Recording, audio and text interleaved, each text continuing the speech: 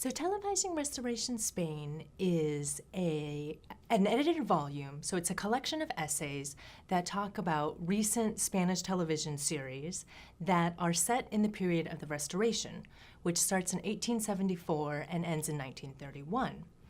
To give you an idea kind of what that means, this is a period that overlaps with the second half of the Victorian era, the Edwardian era, runs through World War I, and also the Roaring Twenties. So it's really a wide-ranging era. And visually, it looks a lot like what you might expect when you think about Victorian England or the Roaring Twenties in terms of costumes and technology that you would see on screen.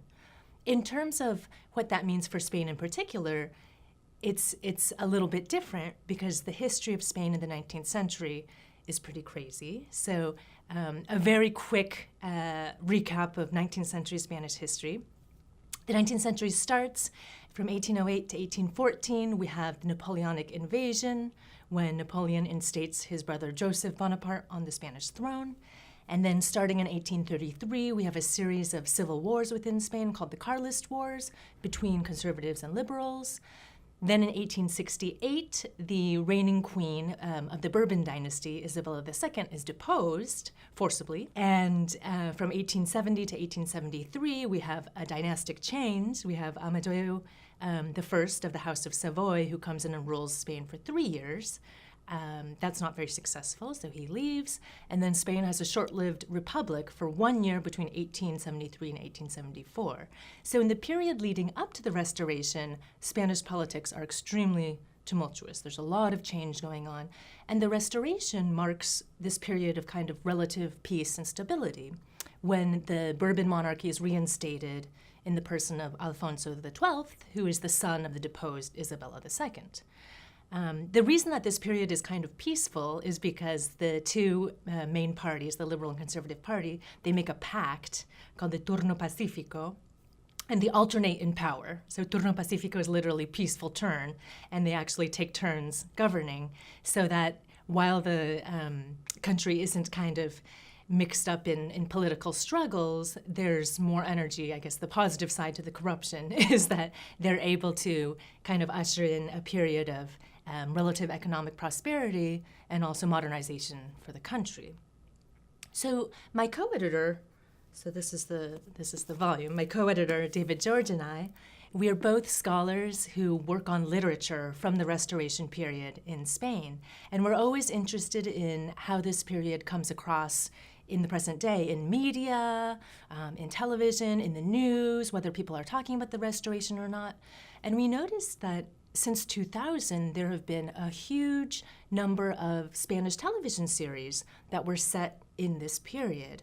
So we wanted to put together a volume that theorizes why it is that this period is suddenly so interesting for 21st century producers and for 21st century audiences, not only in Spain, but really worldwide, because some of the series that we look at have extreme popularity all across the globe. So we put out a call for papers for scholars that wanted to work on series set in the Restoration period, and received a very good bunch of proposals, and those were developed into the chapters that we put together in this volume.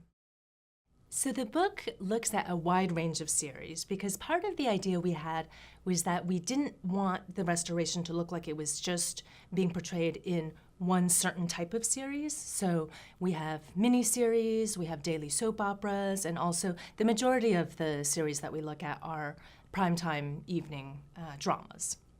We also wanted to make sure that we looked at a wide variety of production settings. So we have series that were aired on Spain's public broadcaster, which is Televisión Española, the equivalent of the BBC.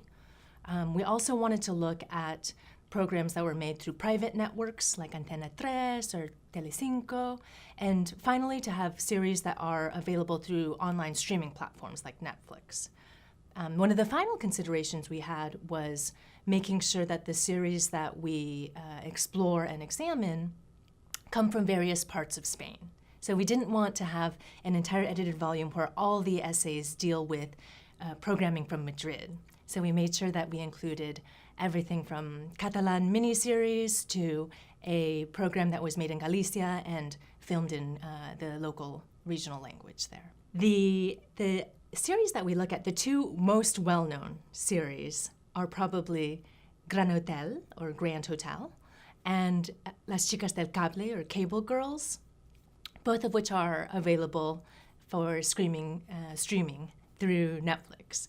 Gran Hotel is a series that would appeal to anyone that likes Downton Abbey or Upstairs, Downstairs. It deals with the power struggles between and amongst the upper-class guests and the staff at a luxury hotel in Spain in 1905. It's officially categorized as a historical thriller, so it really has a little bit of everything. There are a lot of explorations of social issues concerning class differences, but also there's a serial killer, of course, a forbidden cross-class romance, and that series has been enormously popular. As I mentioned previously, it streams on Netflix, and the rights for distribution were sold to over 70 countries, I believe, including Afghanistan and New Zealand. So it really has this broad international appeal. And in fact, in 2016, the show originally aired from 2011 to 2013 in Spain. And in 2016, Egypt made their own remake called Secrets of the Nile, which is available on Netflix for streaming as well. The other series that is extremely popular is Las Chicas del Cable, or Cable Girls, which is also available through streaming on Netflix. And Cable Girls deals with the period of the 1920s, and it looks at 4 female employees that are the first generation of employees at Spain's first national telephone company. So that show deals a lot with kind of government corruption and the roots of feminism in Spain. And there's, of course, all of the same, forbidden romance types, tropes, and crime, and everything that we would kind of expect from production from the 1920s. The chapters that we have in Televising Restoration Spain really approach television from a wide variety of approaches. So we have chapters that look at these series from a production standpoint, looking at the ways in which things like costuming or the cast might affect how the series comes off. We have chapters that look at the content of the series themselves, so particularly close readings of images that come across on screen. There are also some images that are screen capped in the book. And then there are chapters that are more interested in the reception side, so how audiences are interacting with these series and what their experience of this series is. We have our introduction that David and I jointly wrote, and then we have 11 chapters which we have grouped by theme. So we wanted to create kind of mini dialogues within the book. There are 5 sections in the book, and the first section deals with the way in which the Restoration period has been co-opted as part of this national narrative of history. So for example, when we think of the case of England, when we think of history, we often turn to the Victorian period. We think, okay, the history of England, Victorian England. And the same thing is happening with Restoration Spain now, where when you look at the media and you think about Spain's past, Restoration Spain is kind of this period that's been co-opted as the national official story of the past. So the first few chapters explore the way in which series really add to that official national narrative of the Restoration as the beginning of Spanish modernity, and also in a kind of circular way, how it is that as a result of that, when these series are set in the Restoration, the series automatically get this stamp of being quality television programming. They're set in this official period of Spanish pastness, and therefore they have to be quality programs. The second section of the book looks at technology and the way that technology works to connect 21st century viewers with the Restoration period. So this can mean a lot of different things.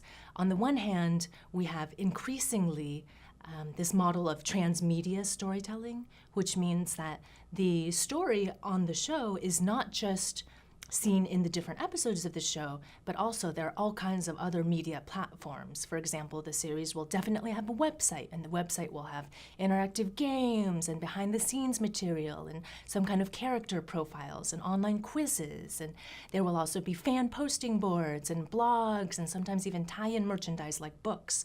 So there's a way in which the producers create this whole universe surrounding each series that helps readers or viewers to connect with the series aside from just watching individual episodes. On the other hand, we have the way in which these series themselves portray technology. So one interesting thing is that a lot of these series are really keen on representing moments of technological advancement. For example, electricity is arriving in Spain, right? We have our first Edison light bulbs that we're screwing in. Or in the case of Chicas del Cable, the Cable Girls, we see the scene when we have this first transatlantic telephone call being made, and it's the King of Spain calling the President of the United States, which is actually a historical event. But there's definitely an emphasis on old-timey technology. And part of that relates to the fact that antiques are really having this moment right now. When we think about the popularity of series like Antiques Roadshow, we really think about the way in which 21st century audiences are valuing this older technology, and it's seen as being very kind of vintage and cool.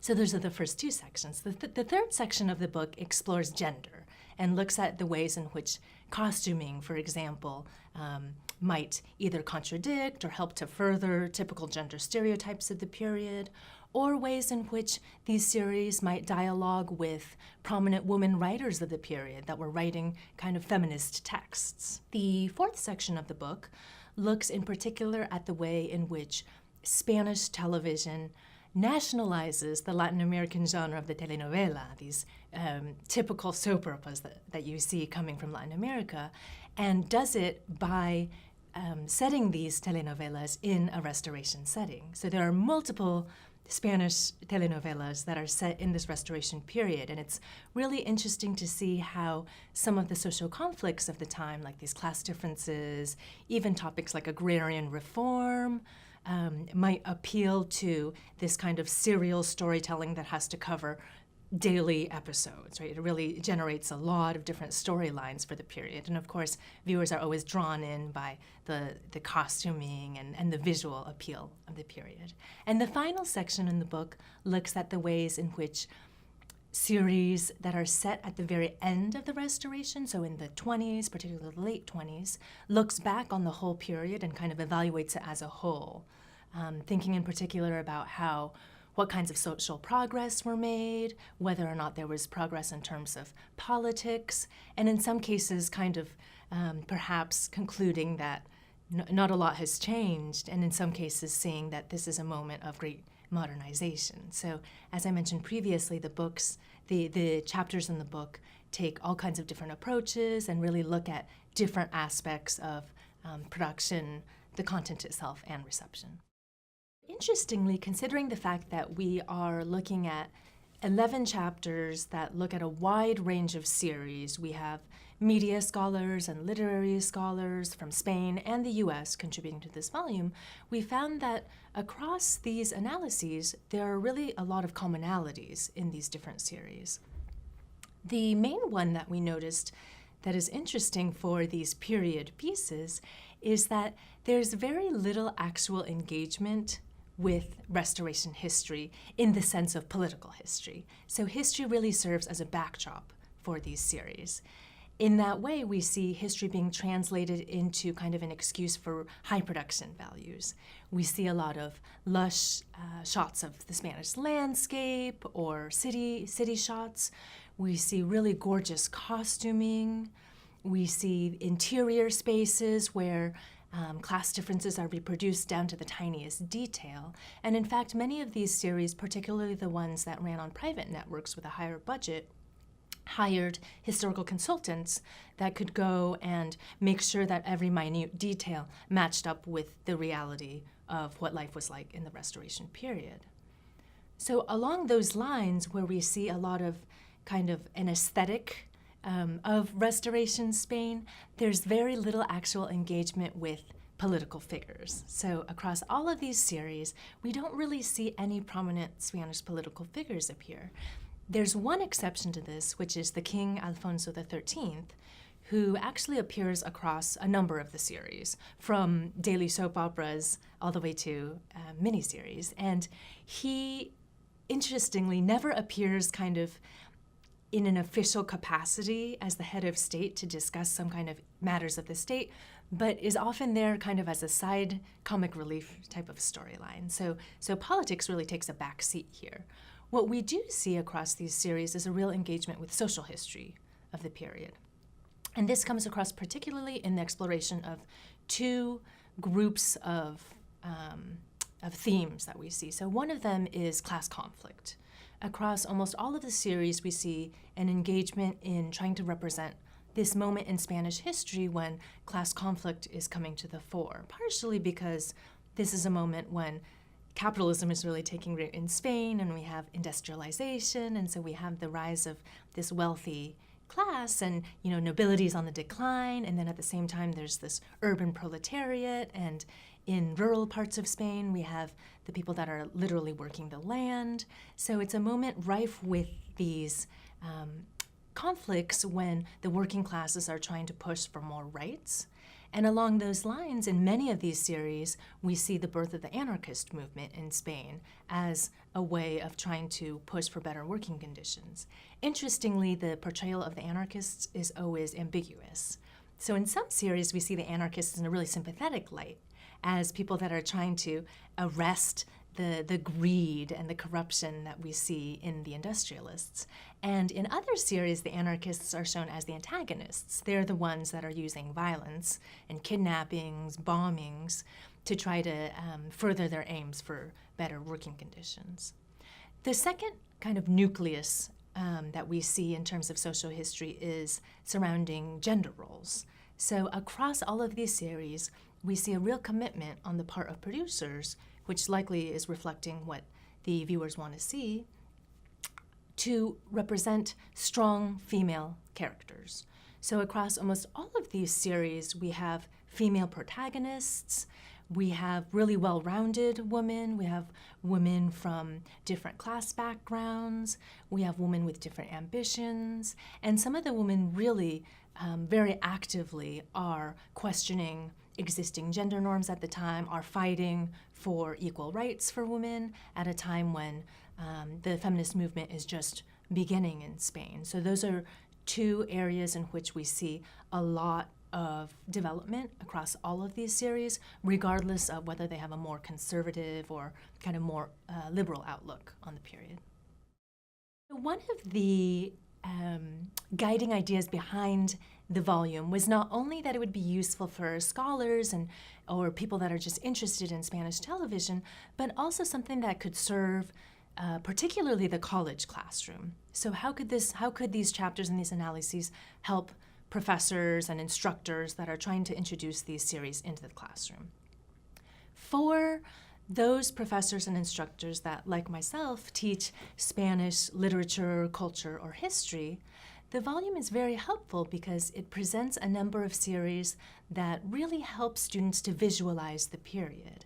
I find in my classes that often when I'm teaching texts from the Restoration period, students have a hard time imagining what that looks like, even though they're reading the text and we might look at pictures online. But when they see the same era come to life in a period production, it really helps them to put themselves into the mindset of what different characters and historical figures might have looked like, acted, talked like, and that's really helpful for the classroom that focuses on Restoration Spain. In terms of media studies, for students that are studying heritage film, for example, there are a great deal of publications about heritage film in the British or American context, where how is it that we look at these historical periods in England and in the United States, and this kind of offers them a jumping off point for any comparative studies they might be interested in. How is it that historical drama works in Spain? What are some of the similarities in terms of production or themes that run through these different series? And in general, I find that one of the strong suits of the book is that it gives students a model for how to engage with television in a critical and a thoughtful manner. So how can they look at these series that maybe they want to binge watch on a Saturday on Netflix, not just as kind of mindless entertainment, but also something that can be thought-provoking, something that they can think about in terms of social issues, in terms of how history is being portrayed, and in a way that isn't just something that they watch without ever engaging with in a more thoughtful manner.